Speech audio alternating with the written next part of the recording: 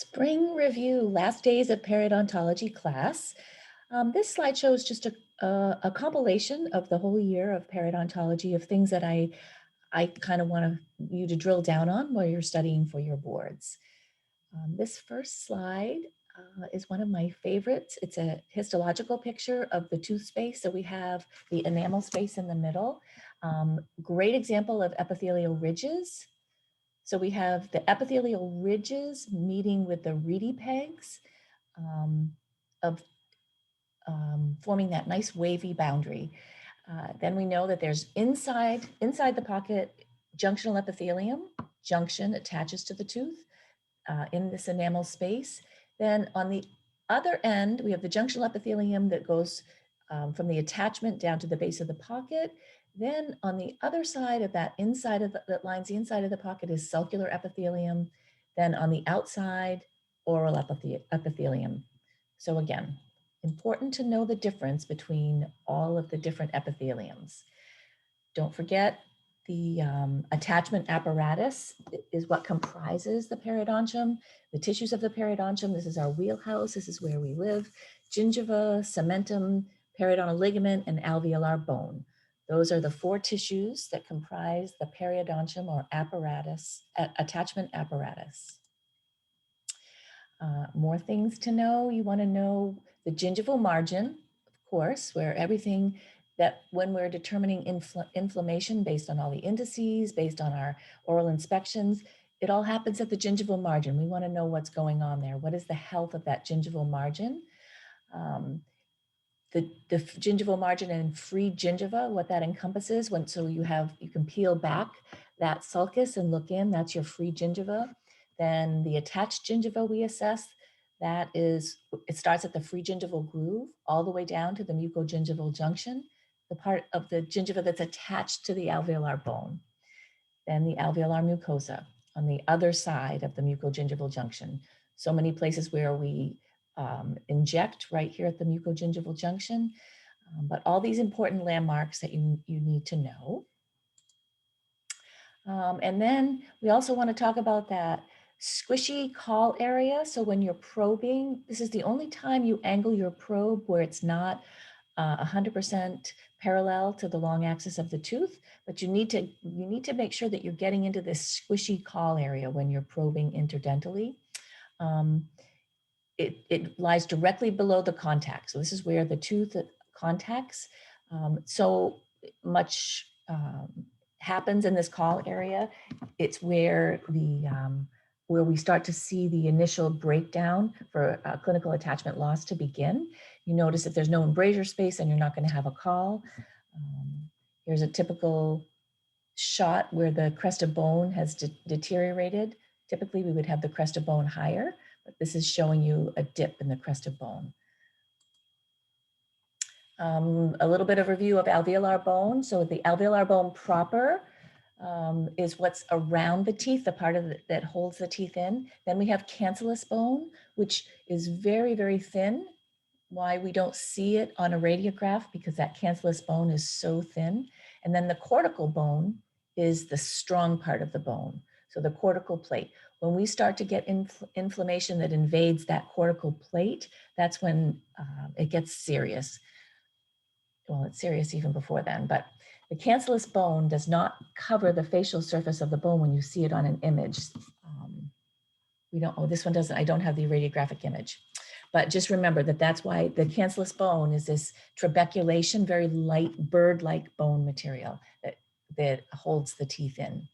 And then another important vocabulary that we have is the alveolus. This is the socket. The alveoli, this is the bony socket where the tooth sits. So we call it the alveoli, or the alveolus is the name for where the tooth sits in the alveolar bone. Characteristics of cementum, very important. We didn't believe that cementum was live and vital not too many years ago, but now we know that it forms before the teeth are actually in occlusion. And then that's acellular cementum. Then cellular cementum forms after the teeth have reached occlusion.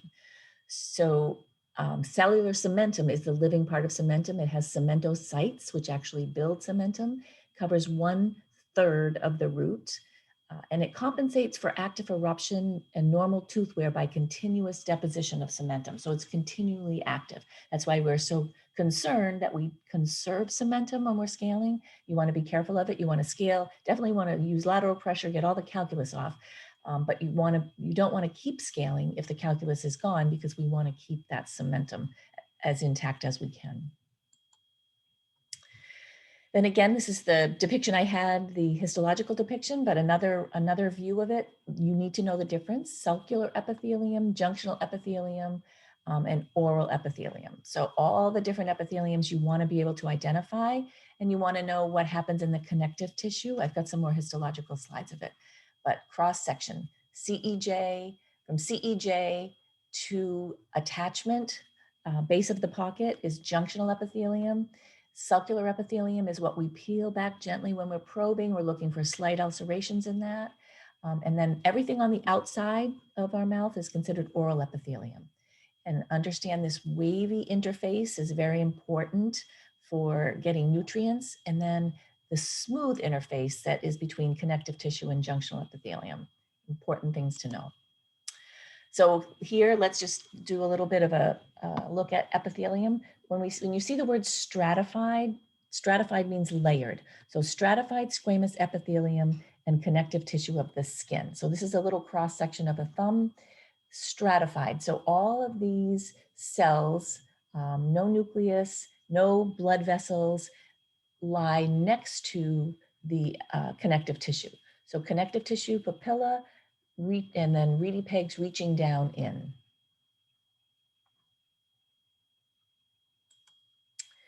Remember that each of those, let me go back for a minute. Each of these cells of epithelium in the stratified squamous epithelium are held together. They have little snaps that are desmosomes from each of the cells attached to each other by desmosomes. And then in the structure of the epithelium, this basal lamina, this is like the highway for all the nutrients. And this is where the hemidesmosomes attach. So all those skyscrapers of cells attach based at it with a hemidesmosome, and they attach to each other with desmosomes. That's what you need to know. So this basal lamina, what is that? That's the thin sheet of epithelium that separates the epithelium from the connective tissue. Epithelial cells are attached to each other with this special cell junctions. So another term, they might say cell junctions. What they're talking about are desmosomes and hemidesmosomes. But you want to know the difference. Hemi is just half a snap. Okay, reedy pegs. The epithelium extension ridges into the connective tissue. So wavy interface here, reedy pegs are what reach down into the connective tissue. So forming this nice wavy interface.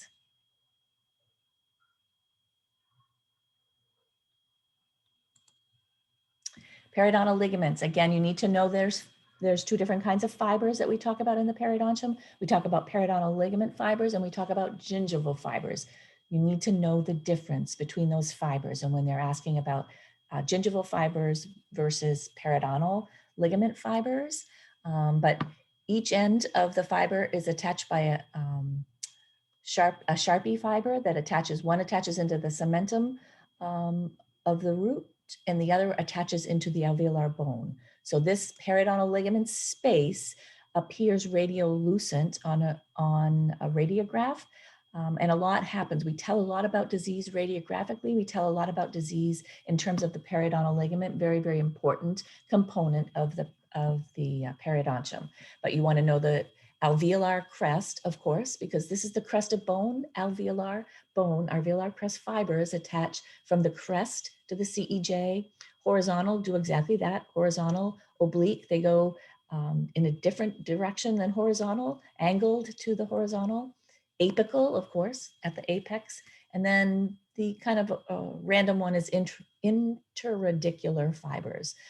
Often a common question. Just know that interradicular fibers connect at the furcation of the root.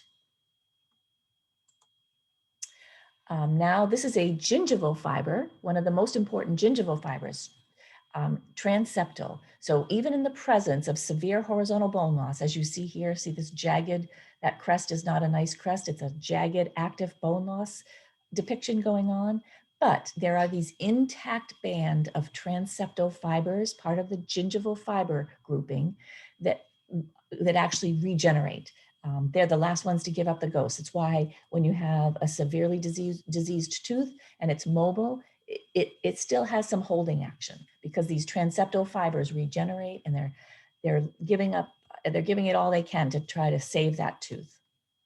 But they are not periodontal ligament fibers, they are gingival fibers.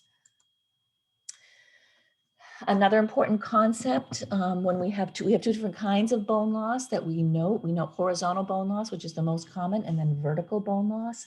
Why do we have two difference? It's because the pathway of inflammation into the bone. So in horizontal bone loss, inflammation spreads through the tissue. So we go into the connective tissue, then it gets into the epithelium, then into the connective tissue. And then it goes into the alveolar bone. So it just works its way down, munches down the top of the mountain there. The erosion is coming from the top. And then it spreads into the PDL. However, in vertical bone loss, that's a little different path. So vertical bone loss, the inflammation gets into the tissue and then it goes right into the PDL. So it acts like a wave eroding the inside of the alveolar bone. So that's why you get a ramping appearance. You get vertical bone loss because the crest of bone is still up here, but the bone loss is occurring inside as if a wave were eroding a rock, but not quite reaching the top of it. So just two different pathways is the reason that we have horizontal bone loss and we have vertical bone loss. Base of the pocket, again, one of my favorite slides. I hope this is burned into your memory, why we need to walk the probe all the way around. You don't want to do that sweeping motion that people get lazy as they start practicing. Walk, walk, walk, walk, walk, because the bone level is different everywhere on the side, on the tooth.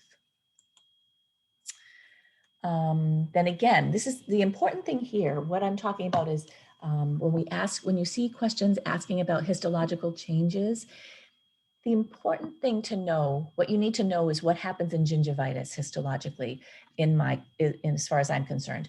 We all understand in health, everything is fine. The alveolar bone is intact, the periodontal ligament fibers are intact, the connective tissue attachment is intact, and the junctional epithelium is coronal to the CEJ. It hasn't started that migration below the CEJ. So that's obvious.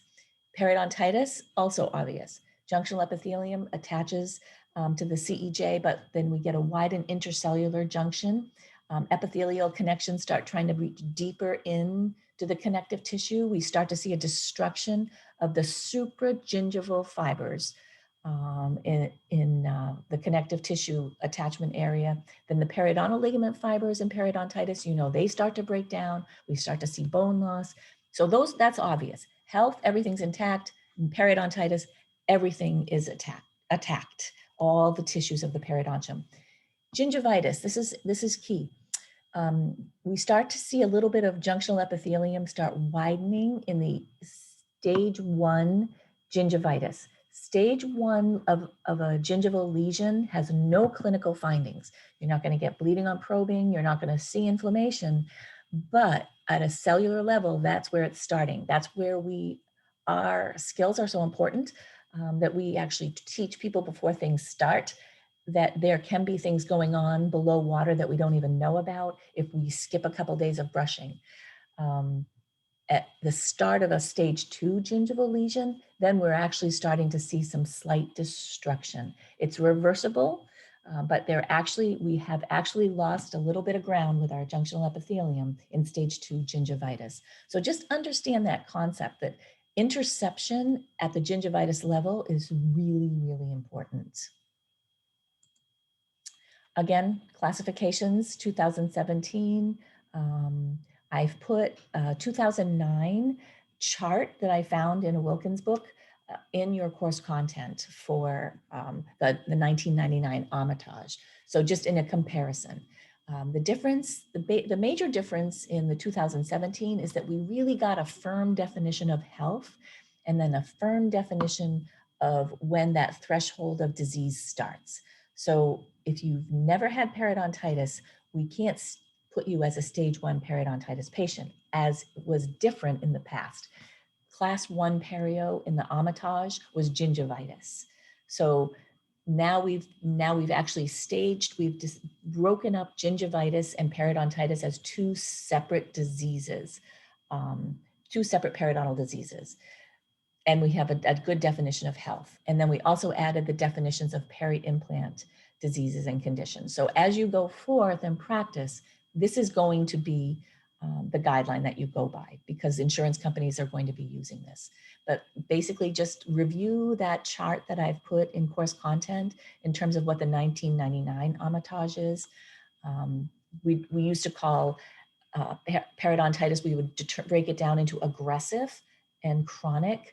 Now we know that histologically it's the same disease. So we just call it periodontitis, but we grade it. So if it's a grade C periodontitis, that's typically what we would have referred to as aggressive, which we didn't have the grading levels either. So it's a much deeper, more dynamic grade, because the grade can change, so that makes it dynamic. Once you cross that threshold into stage 2 or stage 3, we can't go back, because what we're marking there is clinical attachment loss. We can't gain that back, but we know that even if we can identify it as being localized, generalized, or a molar incisor pattern. Some nice terminology when you're writing in your clinic notes in terms of when your patient comes in. So say they have an intact periodontium, everything's pristine, you would say periodontal health on an intact periodontium, periodontal health on a reduced periodontium in a non-periodontitis patient. So this patient has had some recession from either orthodonture, over scrubbing, they're healthy, so they have periodontal health on a reduced periodontium, but it's without a history of periodontitis. And then if we have a healthy patient that comes in that we're maintaining, we would say they have periodontal health on a reduced periodontium in a successfully treated stable periodontitis patient. So just use these nice terminologies in your clinic notes. They're very, very descriptive. Revisit here, pyogenic granuloma, pregnancy tumor. I know you've seen this in many of your classes. Another term you want to know, ascorbic acid deficiency, vitamin C deficiency. Remember that case we had of the 15-month-old who had ascorbic acid gingivitis, and within 3 days, they were able to switch that tissue around. Then we have, this is a picture of necrotizing gingivitis. Necrotizing is characterized by that pseudomembrane, that gray membrane that forms of dead pus and bacteria that gathers right along the gingival margin. Then we have, would be more of an allergic reaction. See how diffuse it is? Just painful red ulcerative, but not ulcerative, just it's like a contact dermatitis, only it's contact connective tissue issues, because this is partially keratinized versus our skin. So we get this red shiny look to it, but it's so diffuse that would be considered an allergic reaction. And then another term that you're gonna talk about and differentiate is erythema multiforme. Erythema multiforme also can accompany a severe disease called Stevens-Johnson syndrome. Here's a little deeper dive into erythema multiforme. Erythema multiforme is typically characterized by this hemorrhagic crusting right along the vermilion border. And it can also affect all the mucosal tissues inside the mouth, but it also has these spots on the palm of the skin, the palms of the hand. You get these red spots. Don't forget about LexiComp when you get out into the working world. It's a great resource. Hopefully all the offices that you work in will have a subscription to it. If not, you can keep your UNE email and log into the UNE database, and you will have access to LexiComp. More about this erythema multiforme, just as I did a deeper dive, this is information that I got from LexiComp. So for half the patients with this, it's unknown cause. The other half, it's probably an allergic or a hypersensitive reaction thought to be an immunological defect. Hypersensitivity can be triggered by an infection by virus or fungi infections, or exposure to some analgesics and antibiotics. It exhibits an acute fast onset, so sudden hemorrhaging crusty lips, more common in young males. And then you will see the skin lesions on the palm of the hand. And then again, if it is actually because of Stevens-Johnson syndrome, that could be a potentially life-threatening situation. So you want to be aware, they come in, just don't ignore a sudden onset of thick, crusty lips. The symptoms include multiple blisters, erosions, and ulcerations affecting virtually any oral mucosal site, and then characterized by that hemorrhagic crusting of the lips. Lichen planus, this is a wonderful picture of this lacy lichen planus, just a fungal overgrowth that won't wipe away, just something to be monitored, that best determined with a biopsy. Where they actually take a piece of it, look at it under a microscope, and they get a histological biopsy. This is erosive lichen planus. This needs to be treated with steroids a lot of times, very uncomfortable, very painful, often accompanied with other dry mouth syndromes, burning mouth syndromes, typically seen in a lot of postmenopausal women. But it can't be ignored because it is painful, so they oftentimes won't be good with their self-care. So make note of erosive lichen planus, bring it to the attention of the docs. Then again, these are classic non-plaque induced gingival diseases. So I'm not going to go through all of them, but they're bacterius, virus, fungus, hypersensitive, autoimmune diseases. I'm sure that you've studied a lot more of this now that you've had oral path, but this is just a nice chart from your textbook broken down. Continued here as well. So you have the reactive processes. This is basically probably everything you're studying in oral path in terms of non-periodontitis lesions, but it's all in this nice chart. So take a good look at that.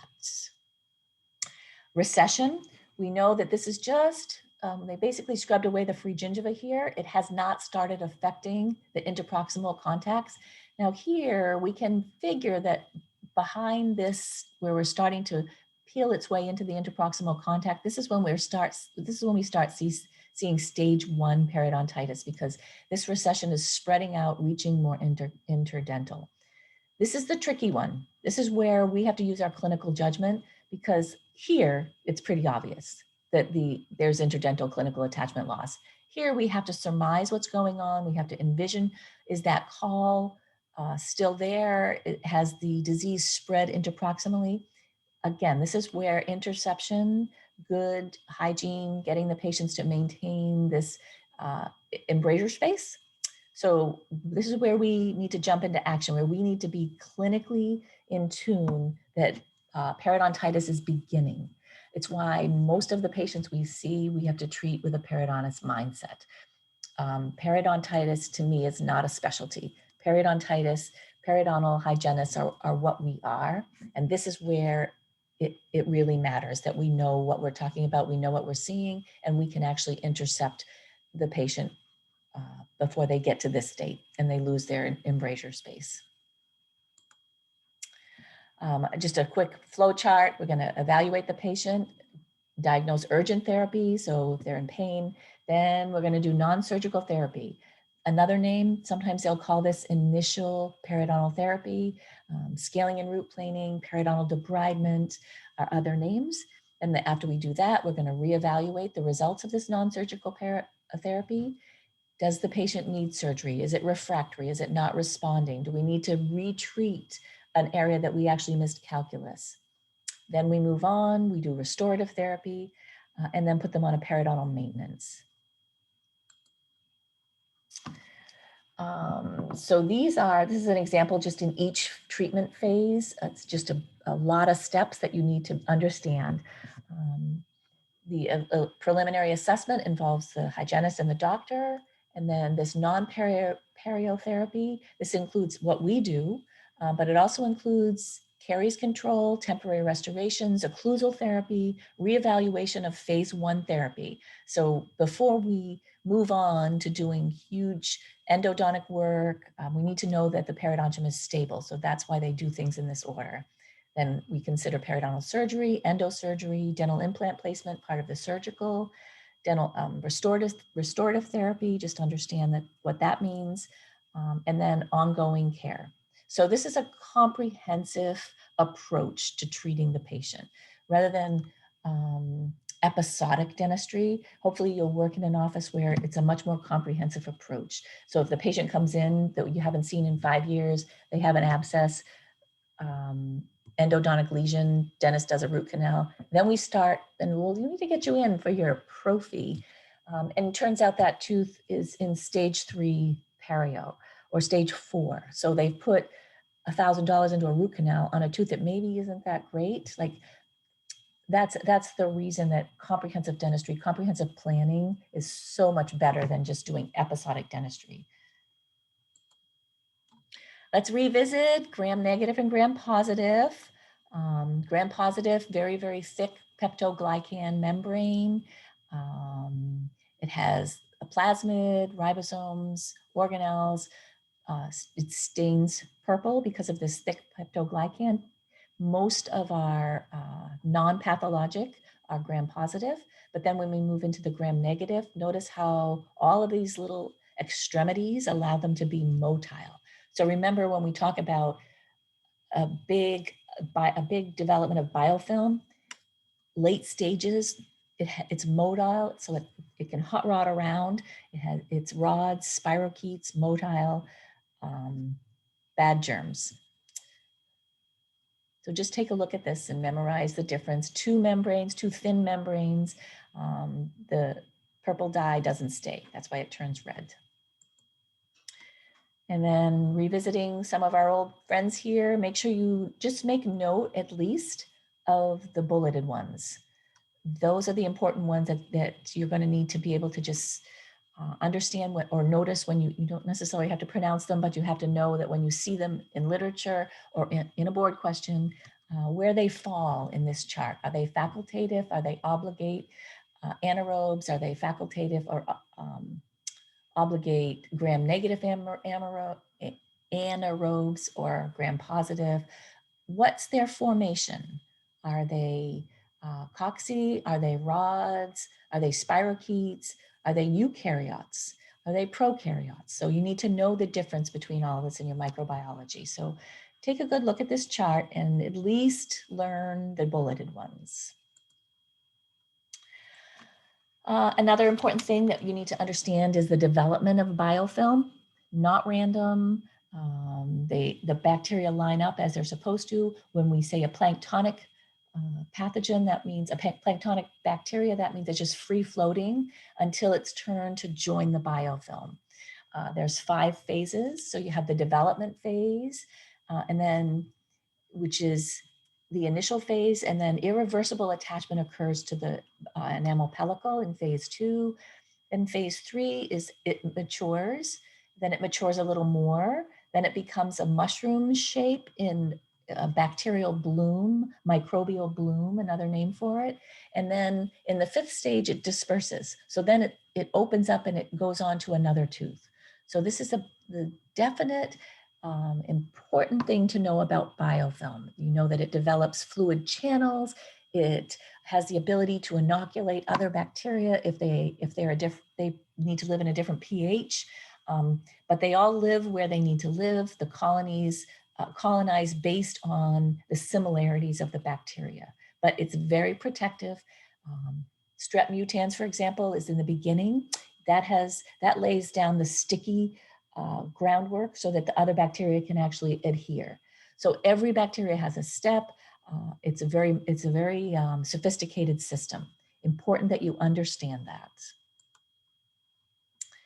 And then here's another example of the early colonizers, secondary colonizers, late colonizers, and then the microbial succession, dominant microorganisms, environmental modifications, and nutrition supply. So saliva, gingival clavicular fluid, remember they are not the same.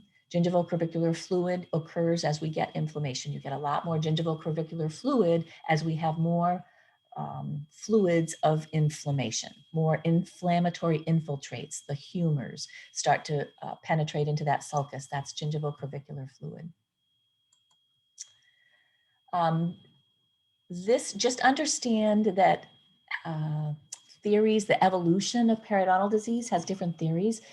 Back in the early days, it was just, you have a lot of plaque, you're going to get periodontal disease. Nothing specific. It's just an accumulation. It's people that don't brush and floss, get a lot of plaque, and then they get periodontal disease. We understand that it's a lot more sophisticated than that. We have the historical, then it's spread from, okay, so maybe it's not all bacteria, because they started to see that people just got decay or they had periodontal disease, but if they had a lot of plaque, sometimes they didn't have both. So then they determined that it must be specific bacteria. Now we understand that it's a combination. We have ecological plaque hypothesis. So that means that the subgingival environment can dictate which bacteria come. And then we also believe that there's a microbial shift.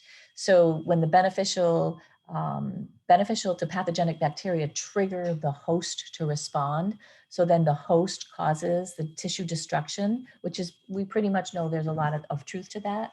And then there's also some that maybe there's still a keystone pathogen that we haven't uncovered that actually triggers the whole cascade of events. So for now, just understand that we know it's not non-specific plaque is probably what you would see on a board question.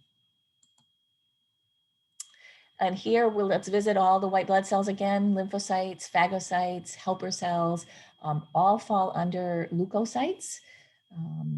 Then we also have the soluble mediators. So I have another list of that too. We have antibodies, cytokines, the complement factor, and inflammatory mediators and interferon cytokines. So know the difference. Know what we're talking about when we say a phagocyte. Know that that's a white blood cell. A lymphocyte is a white blood cell.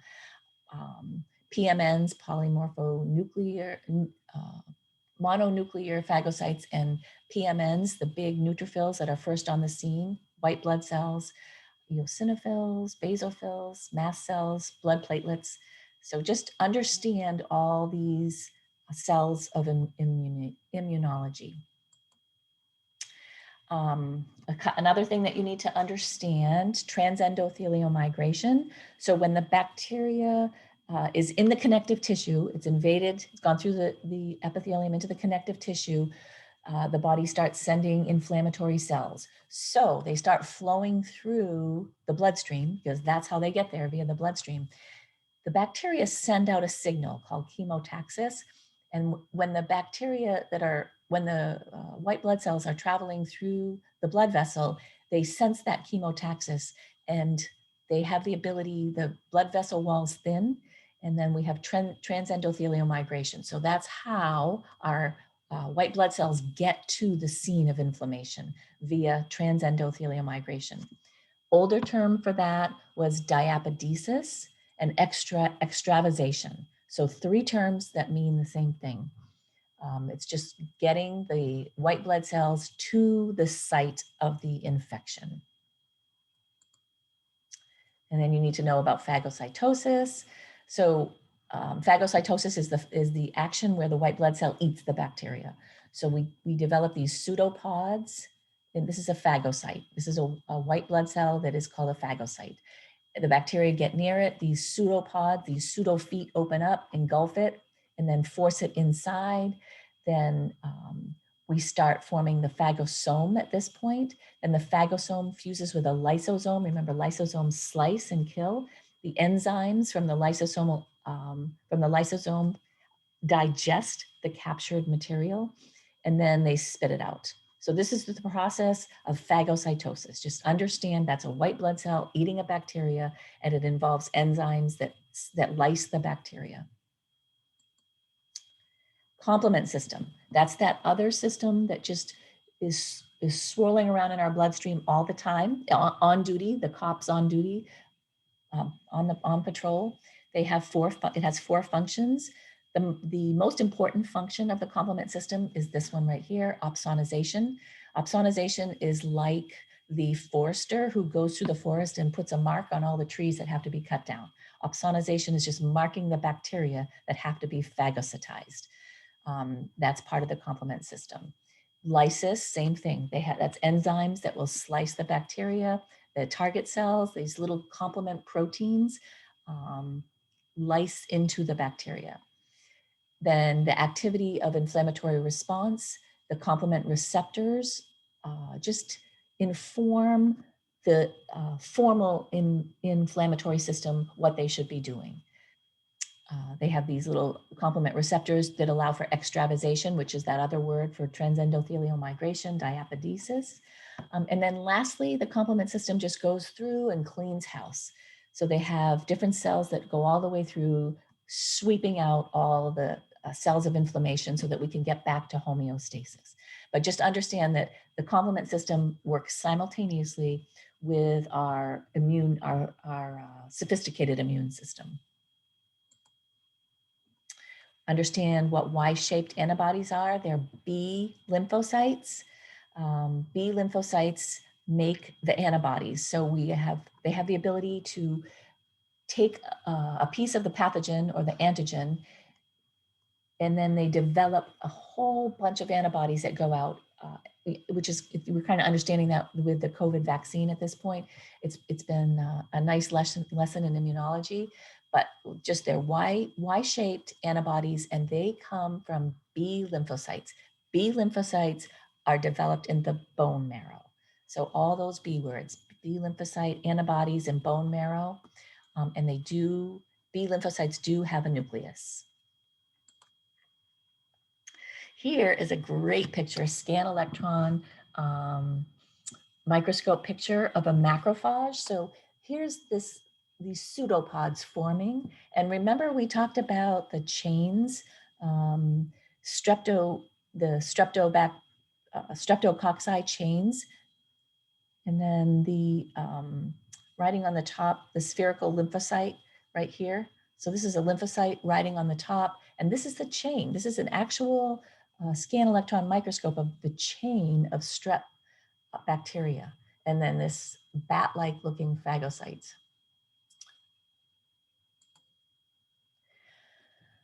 Classic signs of inflammation, what do we mean? We know that when we have inflammation, you have heat, redness, swelling, pain, and loss of function.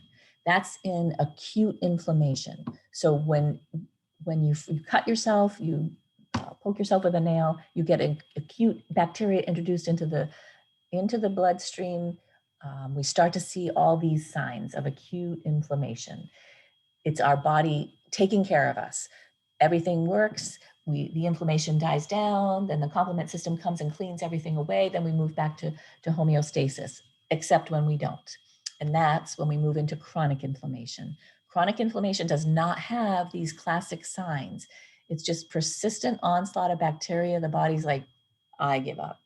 Like in periodontitis, like in rheumatoid arthritis, diabetes, obesity, all diseases of chronic inflammation. So we had the initial chance to get in there and make a difference, but then the pathogens and the immune system just got overwhelmed, and it just falls into this state of disease. So we start to get an exaggerated host response, like in periodontitis, like in diabetes, all those other diseases of inflammation. So what you need to know about this is the difference between acute inflammation and chronic inflammation.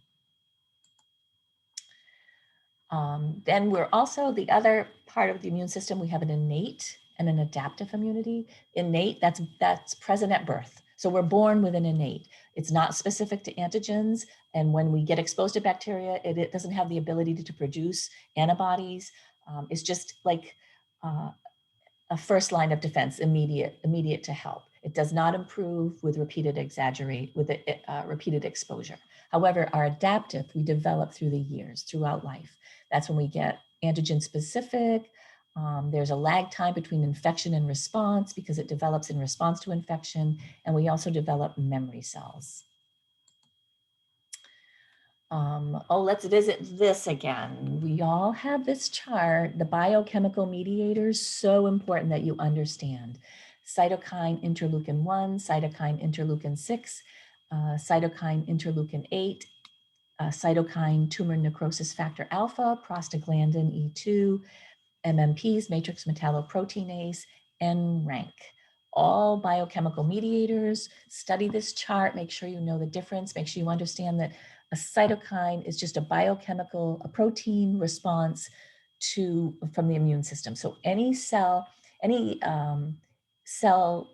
byproduct that's produced is called a cytokine. It's a protein response triggered by another cell. Interleukins, cytokines produced by T cells as well. So interleukins, T cells, cytokines, immunoglobulins, B cells, antibodies. The letter T and the letter B's, understand the difference. And then LGE, this is typically seen with HIV patients. It's this brown red line, very, very distinctive, kind of generalized. But that is typical, not often in response to, it doesn't necessarily measure up with the biofilm, but it's a manifestation of HIV. Pharmaceutical agents that you need to be aware of, phenytoin, alprazolam, which is Xanax, enalapril, nifedipine, the calcium channel blocker, and then immunosuppressants. So immunosuppressants, gingival overgrowth, calcium channel blockers, gingival overgrowth, antihypertensive, gingival inflammation. So enalapril, which also causes dry cough, that pril that causes dry cough. So you need to know prils, penes, renes, immunosuppressant, calcium channel blocker, antihypertensive. And then this one, anti-anxiety, we didn't talk much about that, but Xanax increases the biofilm formation. So that's another red flag when you see Xanax on a chart. And then as well as the phenytoin, dilantin, gingival overgrowth. This is an example of a tooth that should have had a crown lengthening surgery prior to putting a crown. Remember, there needs to have adequate biological width. We need 2 millimeters from the crest of bone to the CEJ, and this they scrunched a crown in without adequate biological width, without adequate crestal marginal measurement, and it causes this purplish crushed interdental embrasure space. So that's what happens when a patient doesn't have a crown lengthening. Here, another term, factitious injury. This was done with a toothpick. So just remember the term factitious injury means an injury that a patient did to him or herself. This great slide, we get to see what a dehiscence and a fenestration is in the same cancellous bone area. So this cancellous bone, remember, very, very thin. This dehiscence occurred. We lost that cancellous bone, creating this big dip. And then when we have fenestration, this will you'll actually see gingiva attached here, and you have a hole, just a hole in the gingiva. That is called a fenestration. Fenestration is another word for window pane, fenestration. That's what that is, a window. So know the difference between fenestration and dehiscence. Understand the difference between primary occlusal trauma and secondary occlusal trauma. Secondary occlusal trauma is biting trauma that occurs in someone who has already had some attachment loss. So already had a previously damaged periodontium, then they start grinding, you're gonna start to see secondary occlusal trauma. Primary occlusal trauma occurs when they're in a patient that is a healthy periodontium. So when you start to see widening PDL spaces, that's primary occlusal trauma from excessive bruxism. Right here, this enlarged funneling, this is a hallmark of occlusal trauma in people that don't necessarily have any periodontal disease. Now they do because they have bone loss here. But this enlarged funneling of the PDL space, that is a hallmark sign when you see that on a radiograph of occlusal trauma. Really understand, I want you to close your eyes for a minute.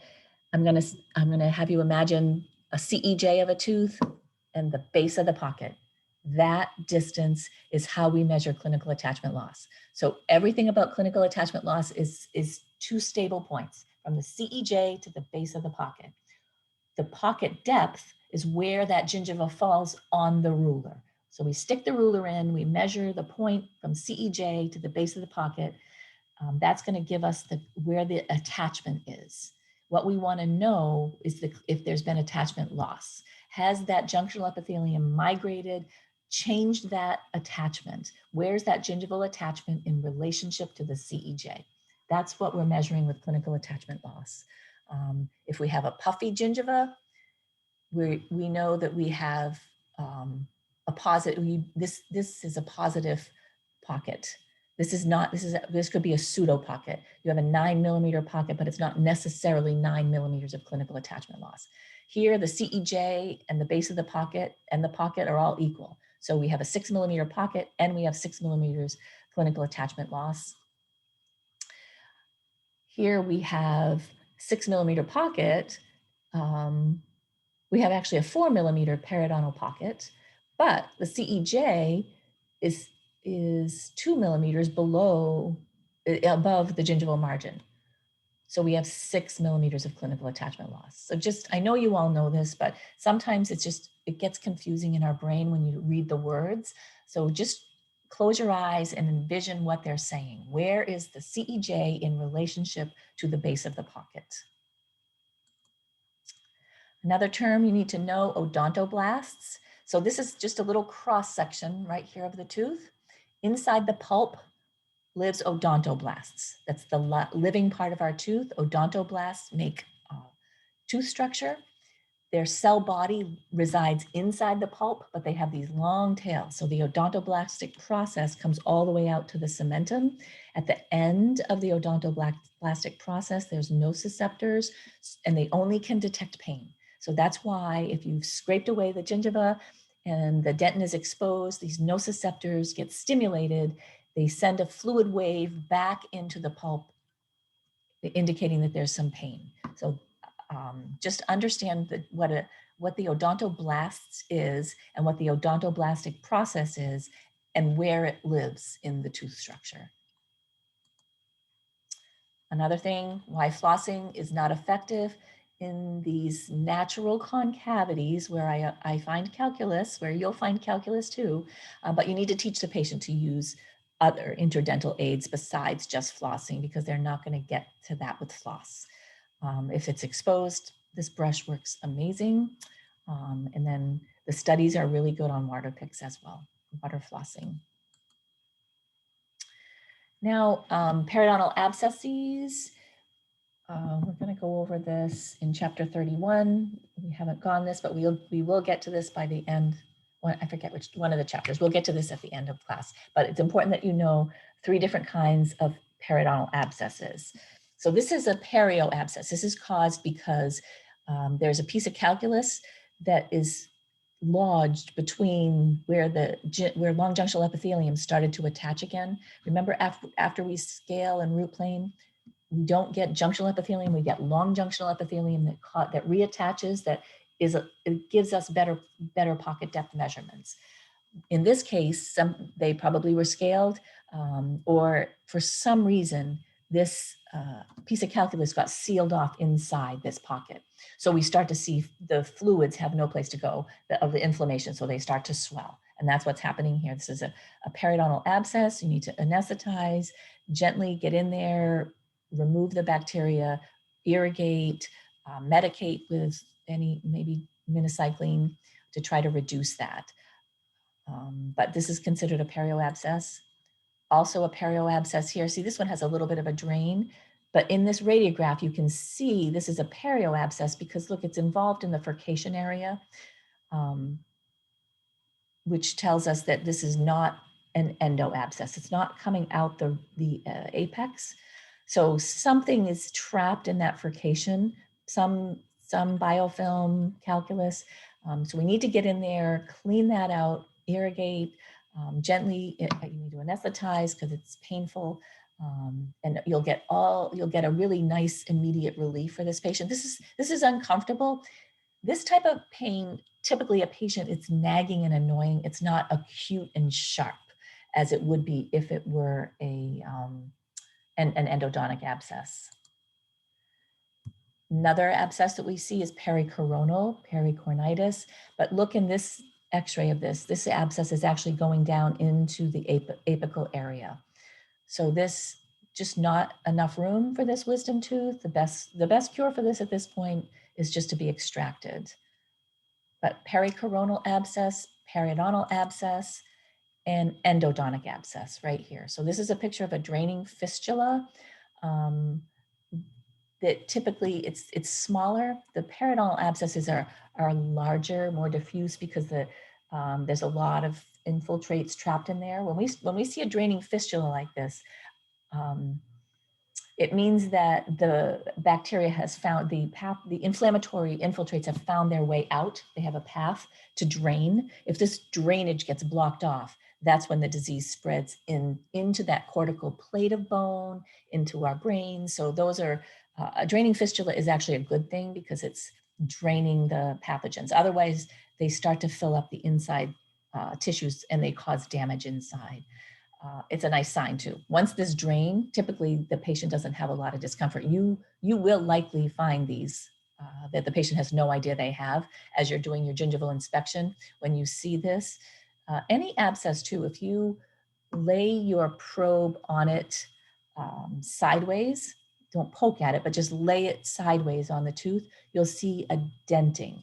So it's like a pitting edema, the swollen area pits and stays pitted when you remove your probe. It's a good indicator that there's some type of an abscess going on. Another indicator you might find as you're doing your probing, and then all of a sudden you drop into this 9mm pocket that the patient didn't have. I'd be very suspect of it, particularly if it's had a root canal, that the tooth, it might be a vertical fracture because that the PDL space gets broken suddenly when the tooth has a vertical fracture in it. So a sudden deep pocket would indicate that that's possibly the case. And you would take an x-ray and you might see something like this, which indicates that this is a vertical fracture. In that case, there's no restoration for that. That tooth has to come out and have an implant. And then again, this is just a periodontal protocol. It's a nice slide to have.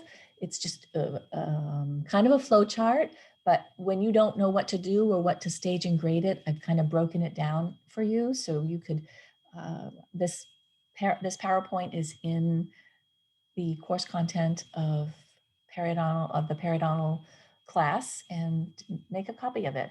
It has also the good codes to use, like what a full mouth debridement, perio maintenance, just something that I included so that you can have a go-to guide when you're not sure what to do. So that is it for the periodontal review. There will be a Kahoot.